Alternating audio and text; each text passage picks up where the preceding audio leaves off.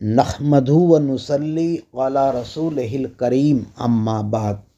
اللہ تبارک تعالیٰ فرماتا ہے اپنے بندوں سے کہ کہو ایاک نعبد و ایاک نستعین، یعنی میں تیری ہی عبادت کرتا ہوں اور تجھ سے ہی مدد چاہتا ہوں۔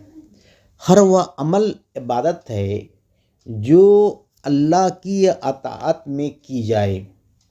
رسول اکرم صلی اللہ علیہ وسلم کی اطاعت در حقیقت اللہ کی ہی اطاعت ہے۔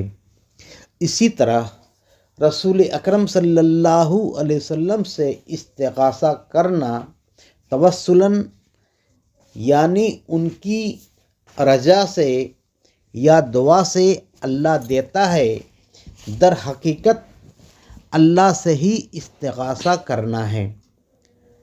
اس ارادہ سے ولی اللہ سے استغاثہ کرنا کہ وہ ایسے ہی دیتے ہیں جیسے اللہ دیتا ہے، تو یہ استغاثہ شرک ہو جائے گا، اور یہ استغاثہ کوئی مسلمان نہیں کرتا ہے۔